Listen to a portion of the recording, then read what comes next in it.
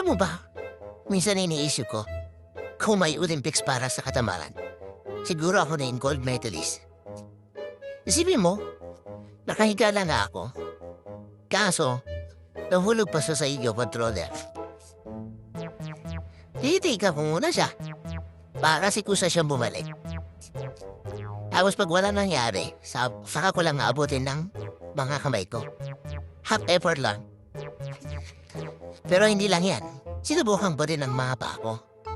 Kasi gymnast ako eh. Kaso wala talaga. So, sinubukan ko ulit ng kamay ko.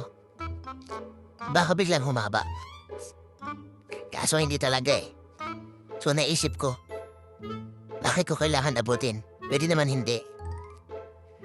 Bakit ko ba kailangan pagsaksayan ng panahon? Baka hindi para sa akin. So, remember, hindi tayo tamad. Strategic lang tayo mag-conserve ng energy. Para sa mga mas importanteng bagay. Tulad ng pag-scroll ng TikTok buong gabi. Yun lang.